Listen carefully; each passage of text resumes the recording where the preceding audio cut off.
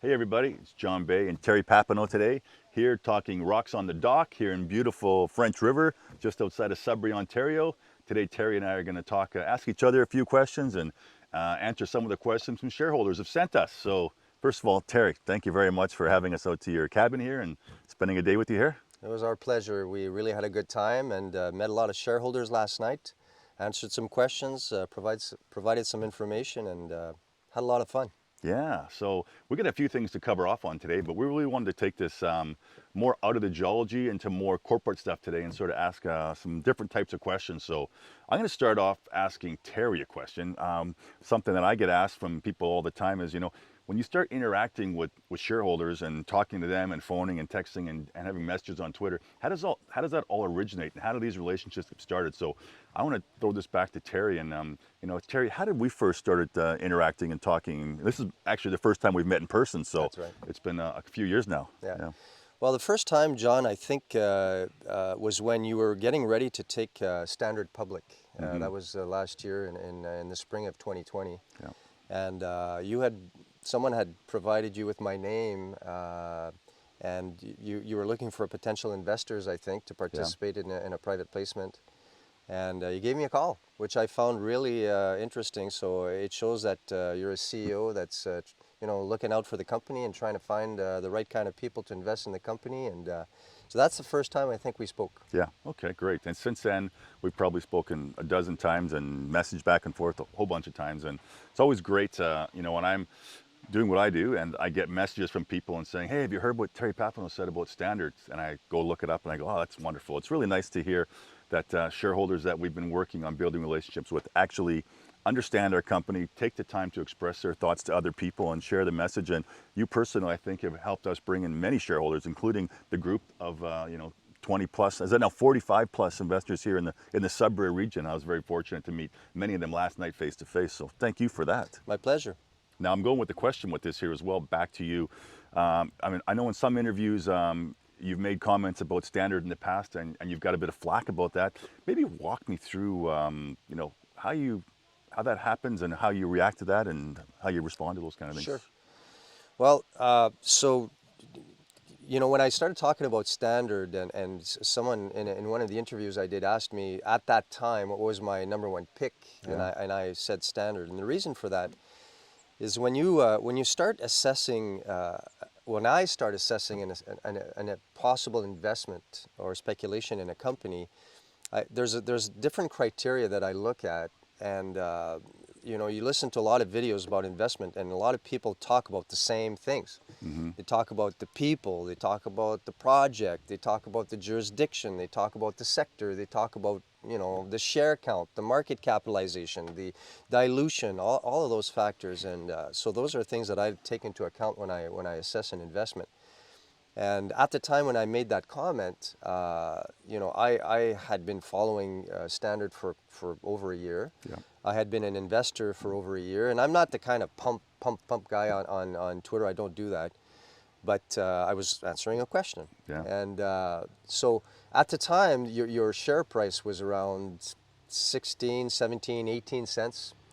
And the market cap was around 20 million. Mm-hmm. You look at Standard as a company, you're doing exactly what you say you're going to do. You've got a plan, and you execute very well on the plan. This summer is a perfect example where it was very difficult to line up drilling rigs. Yeah. Drig, and but you guys were ready out of the gate after your winter drill program. You said that you were going to quadruple the size of your drill program. So you're doing exactly what you're saying you're going to do. Your property is a property that's not one that's been passed around and sold and has been explored on. And there's a long story to that. We won't get into that now. But so the properties in your main the Davidson River project is a really appealing area to be prospecting and exploring in, and it's brand new. Yeah. The exploration that you're doing that you've got a great geology team. You're in the right jurisdiction. Uranium, everybody knows my position on uranium. Yeah. And we're seeing everything that we've been saying about uranium is actually playing out right now exactly as everybody's been saying. So Yeah. the naysayers can really stuff Yeah. it. But Exactly. but So what a week it's been. what a week Oh it's man. been. Now, look, So before we go too farther on this, because you're walking down that path to one of the questions one of our okay, shareholders right. asked us, and I was going to ask that back to you. So, when I was in Saskatoon earlier this week, I met up with some investors. One of them was Michael Ferguson, and when I was in Thunder Bay a couple days ago, I posted a video saying if any shareholders have any questions for Terry Papineau, please send them back. So one came from Michael. Thank you, Michael. And he asked, when you're looking at Standard Uranium and looking at their projects, how does that stand out from other companies in the Athabasca Basin? So thank you, Michael, for that question, and I'll let you answer, Terry. Yeah, so I was getting into that. So first of all, the Davidson River project, which is in the same vicinity as NextGen's Arrow deposit, as Fission's Triple R deposit, and you're talking about like the mirror image on the other side there. So and it's property that's been staked. It's property that was under litigation for some time, so no exploration could be done on it. Yeah. So it's brand new, and there's a lot of good things going for the project. So that's one of the things that I think stands out for Standard. Right now, we're seeing, in the uranium bull starting, we're seeing new companies starting to stake ground and trying to buy up projects and new entrants. But this property was choice property, hadn't been explored on, hadn't been worked on, and you've got the right team doing the work. You've got the right approach, in my opinion. You're raising the money. The money that you're raising is being put into the ground to try to find uranium. So that's one of the reasons why I think that Standard sets itself apart here. With the great management, of course, which is a question I'm going to have for you in a second. But so that's one of the reasons. So that would be my answer to Oh, Michael. that's awesome. Hope that answered your question, Michael. So let's go into another question from me then. From Yeah. you, yeah. So one of the questions. So we've got a group here of we're like 45 people that I know, and family and friends, and that invest in uranium, and most of us are invested in Standard. And many of the videos that you've been posting are related mostly to the mining side of things and the technical side of things and the project and that kind of stuff. But one of the questions that I think might be beneficial here is, one of the boxes is management, and I think that CEO has that. So my question for you, John, is, as the CEO of the company, how do you add value? How do you ensure, shareholder value? Good. Okay, thank you. That's a great question. So let me address that by telling you about what things I look for when I'm building out a company and how I think I add value. So number one, CEO's main role has got, I think there's 5 main things that I really like to sort of focus my time on. Number one, the company has to always have cash. So I'm always making sure that there's money in the till to explore.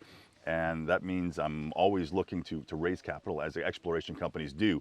But at the same time, you don't want to just go out and dilute your shareholders. So we try to do raises at the appropriate times when the pricing meets our criteria, and not taking too much money. We want to raise just enough to execute on 12 months to 18 months out, so that we have the goal that our share prices continue to go up, so that when we go back and we raise again, we're diluting less and we're raising at better terms for our company and for our shareholders. So we've continued to do that from day one. Every capital raise we've done has been a step up, and that's our goal going forward, to continue to do that. I can tell you we've had offers from different banking groups that raise way more money at lower terms, and we've passed on those, and we're always thinking about don't dilute too much. Now, number two, I'm building a team. I mean, we have to build a great team to execute. So I believe, when I started this company, we brought on Neil McCallum was our first hire. He's now our lead technical director. And then we had Garrett Ainsworth come on as one of our directors. He is a rock star to the ultimate level in this region of the Athabasca Basin, well known globally for the work he's done, both with his company Alpha, which led to Triple R's discovery, and then with his work as a VP of exploration for NextGen, and then joining us literally the day after he left NextGen. So he was a huge win for our company, adding him. And then we added 2 more directors on the corporate side. Blair is both a corporate lawyer in his past, but he's also a capital markets expert. And then we have a Ken Judge who lives in Monaco, but he also spends his time in Canada. He comes from an M&A standpoint and a corporate lawyer as well. So So having those two guys on our board really helps us round out our team. And then we have Martin Bajic as our CFO in Vancouver. And then most recently, we've added Sean Hilliker. He started with us last summer. He's our VP of Exploration now. He really knows this region exceptionally well. He did his master's degree on the Arrow deposit when he worked with NextGen for 5 years. So bringing that level of skill and technical expertise to our team was incredible. And then this past year, we also added Lori Thomas as our VP of Investor Relations. And she's been working in uranium, you know, for 10 plus years with Cameco, a few years with UEX, and now she's been with us for almost a year. So we've got a great, hungry young team. We've also added a few new geologists over this year. I think you've seen some videos that we've interviewed both those guys and learned a little bit about them. So building a team. Now, not just building a team, but keeping your team happy and keeping them incentivized and motivated. And if you ever spend any time with our team, get to know them. They are a great bunch, and they just love every day coming to work and working with Standard. And then on top of building our own team, another big role I have is keeping all our vendors that we work with having good relationships. So when you do a drill program, you're exploring, you've got to deal and make sure everything goes smoothly with the camp where you're going to stay, the helicopter people, the first aid people, the drill companies. Everything comes together, and you've got to build those relationships and keep those companies happy, pay your bills, keep them incentivized to keep coming back. And we've done a remarkable job there. We have great relationships with all our vendors. And then on top of that, we've got the investment community. So not only shareholders like yourself going around and seeing shareholders and talking to shareholders, responding to questions when they send messages or phone. There's a lot of people that don't get responses from different companies. So I really try to make a big effort to respond to people and grow those relationships and really learn you know, about them and what excites them about Standard and help us grow that way. And on top of that, it's really important for us to know who all the top fund managers are in the uranium space and get to know them. And one of my first goals in our first year with Standard was to really meet and get to know those fund managers. So first guy I called was Mike Alkin with Sachem Cove, and started building that relationship, and they became one of our first major shareholders back in 2018. And then we went over and we you know, met with Marcelo Lopez from Brazil, Australia, from L2 Capital. Met him at the World Nuclear Association conference in London a few years ago, and got him excited about Standard, and he became an investor. And then Guy Keller from Tribeca in Australia, and then we've had a few other, you know, North American funds that haven't had a chance to meet face to face with because of COVID, but we've been, you know, building relationships. So that to me is crucial, getting to know the key fund managers and what their positions are on the uranium space and tell our story. And for them, not all of them are ready to invest with us where we are right now, but they know we're coming and where we're hitting these milestones. There's a few other great funds that are ready for us once we get to that next level. So I really look forward to doing that as well. Now, another thing is marketing. You know, we really try hard to market this company. We know we're a tiny company in the big scheme of things, and a lot of people haven't heard of Standard. We've only been around for a few years, so one of my jobs is do something different. Go out, tell the story, meet different people, tell the story a bit differently. We've really focused on using social media, using Twitter,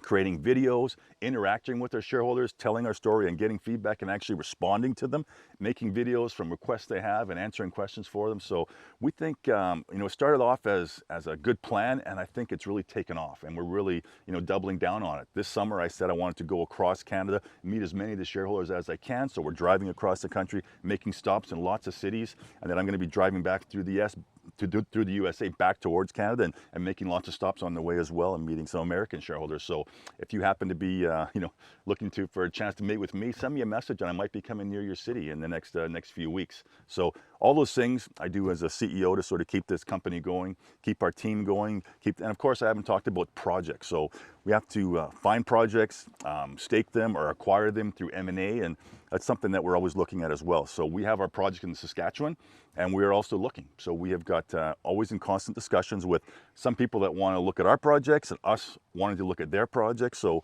part of my, you know, travels through the U.S., we're going to be looking at some projects, meeting some companies, talking about things, and just starting to those relationships, and also building and looking at what other opportunities there are in the uranium space. And I believe, you know, as people in this space say, you know, we're in inning 1 or inning 2 of this great ball game we call the uranium run, and I think we're just getting started. And what a remarkable summer it's been, and I just can't wait to for the next few years to play out. It's really exciting. It's a great answer. That's a long one, sorry. Well, I mean, it's a complicated question, so yeah. So you touched on, I think, a lot of good points there. So just trying to move the company forward, the right projects, the right people, the right terms for financing, the right marketing strategy, and you know, what's really going to help a lot is a discovery. Yeah. So it's pre-discovery. you know, if you guys could, you know, can make a discovery, then it's going to be happy times ahead. Yeah, it's remarkable. Now, I know a lot of you watching this video right now understand that we're in the middle of a drill program, and because we haven't put out any of those results in a news release yet, I can't talk about them, so I know that's some of the questions I've been getting. Tell us how drilling's going, what's going on. Can't quite get there yet, but stay tuned. News releases will be coming out soon, and as always, you know, when drill programs are going on, every day is exciting at the drill program, because when that core is coming out, that next piece of core could be the discovery hole, so Yeah. that's Well, exciting. we certainly wish you the best on that one. Yeah, me too. I mean, we have, you know, we're all shareholders ourselves. We all love what we're doing, and we believe where this company's going. So I can't wait to be able to come back on a tour and be, you know, the uranium celebration tour, Yeah. where all the shareholders are so happy and have done Pop the extremely well. champagne bottle. I Yeah. got one in the fridge waiting for you, John. That'll be great. So, did you have any final questions, Terry? I think that's it. I think you know, maybe talk about what your plans will be, because the drill rigs, your summer drill program will be ending approximately when? Okay. And then what's the upcoming plan? Like another winter drill program? I Sure. mean, obviously, once you can provide the results of your drilling program, that'll help guide your plan as well. But yeah. So we are drilling right now. We'll be drilling right up until mid to the end of October, depending on weather. The weather in that region of Saskatchewan, you know, it changes, so we're not really sure how it's going to be. The real hindrance is if the weather gets really bad, the helicopters can't fly, so we can't, you know, get the drills moved around. So that'll be the end of the program. So we're anticipating the drilling will end mid-October. We've already sent our first batch of results off to the assay labs. We'll probably get something back, I'm going to say probably mid to late September. Those results will come out, and then there'll be, when the assay lab, when the results are, sorry, when the core from mid-October goes to the labs, it'll be another 6 to 8 weeks before those final assays come back to us. And there'll be news releases along the way. So that will help us guide what we're doing in the winter. And yes, we are planning to drill this winter. We're planning to work the Davidson River project again, but we're also looking at our Sundog project. So when I was in Saskatchewan this past week, I met with the CEO of the Yatanini First Nations group, and we are progressing our talks on the Sundog region. So Sean Hilliker and myself plan to be going up to that region probably towards the end of September, having a visit, having some community consultations, and then plans are to be exploring there in this winter. So end of January, we'll potentially February, March, we could be potentially starting a drill program in this region as well, if all goes according to plan. So that would be great. I think that's something that you didn't mention in your role as CEO, but relationships, not just with vendors and other people in the industry, but also the First Nations. I think your role is pretty important. That is a great point, and I'm sorry I missed on that. Yeah, so working with our First Nations partners is crucial. So we've got, you know, we're working right now at our Davidson River project. We work with the Clearwater River Dene Nation and Chief Clark. We started a relationship with those guys going back over 4 years ago now. Before we put any of our exploration team on site, I was meeting face to face with Chief Clark and starting to, you know, have discussions about, you know, what our goals were and how that would be beneficial for his group. And it's been wonderful. We've been talking now. We go see each other all the time. Whenever I'm in the region, I stop in and visit him at his cabin. He comes to site and we discuss the projects. And he's built a remarkable team around himself that is all pro mining and pro development and beneficial for all his tribe members. And look, it's an awesome relationship, and I'm really glad how that's gone. And now we're working with that same type of relationship with the Yatanini group. And once again, we've had our permits for our Sundog project now for over a year and a half. We haven't gone up there and done any work yet because we want to make sure the consultation is exactly how both sides want it, and so that we can all benefit and move forward together and have a great project and a great working relationship. So everyone, thank you very much for taking the time to watch our video, and I want to thank Terry Papineau for being here with me today and inviting us out to his cabin and spending time with the shareholders in the Sudbury region. Thank you. It was our pleasure, John. Awesome. Take care, everyone. Once again, John Bay, CEO, Standard Uranium, signing off.